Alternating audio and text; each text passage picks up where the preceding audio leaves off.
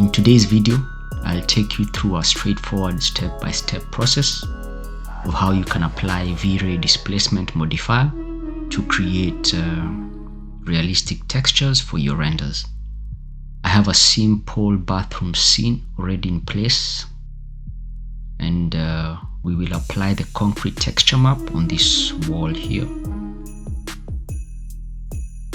I also have all the texture maps with me: diffuse, specular, bump, and displacement maps. In my earlier tutorial, PBR materials, I showed you how to create the first 3 maps.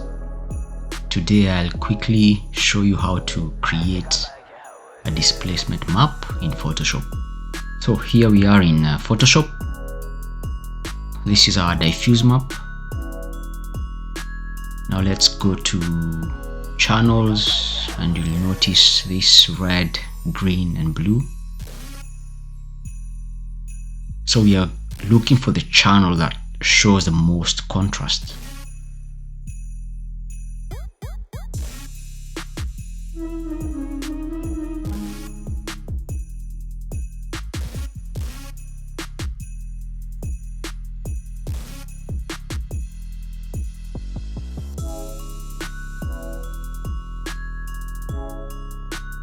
And I'm going to use the blue channel. Right click on the name of the channel, and we are going to duplicate the channel. Now if I was to click OK, it will add it to our channels, but we want a brand new document, so we are going to change the document to new, name it, and then click.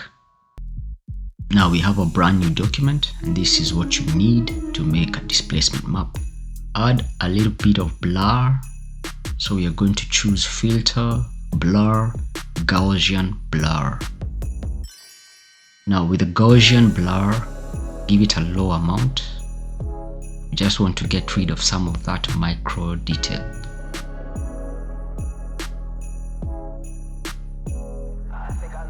Now I'm going to increase the contrast a little bit.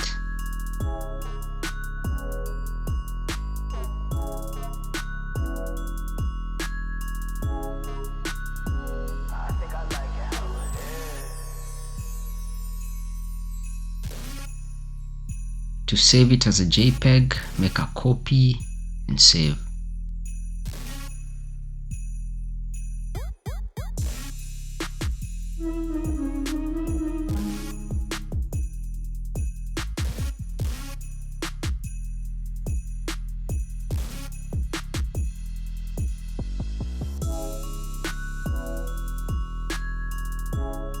Okay, now back to 3ds Max, material editor. Insert the maps in their respective slots.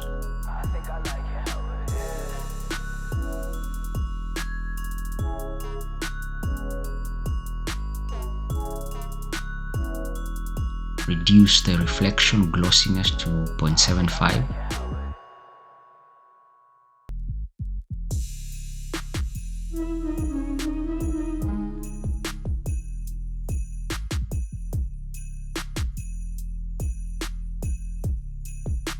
Let's now add the VrayDisplacement modifier in the modifier list.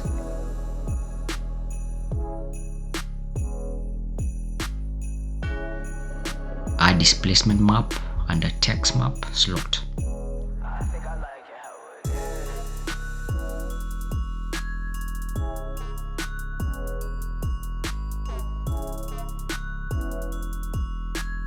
Amount increase to 3.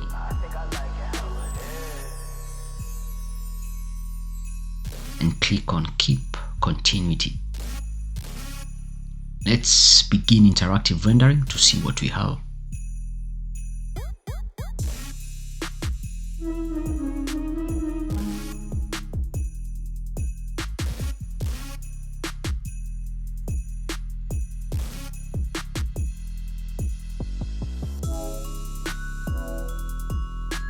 Now I'd like to compare 2 rendered images side by side.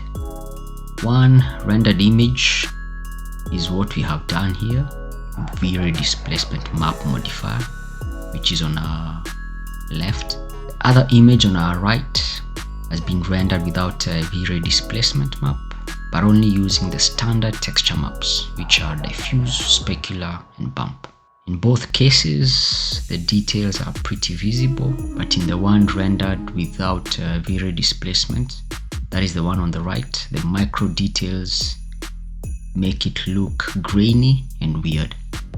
Our image on the left, which has been rendered with the VrayDisplacement mode, the micro details are slightly blurred in a more realistic way. Still, it all depends on what you want to achieve, more realism at the expense of render times or vice versa.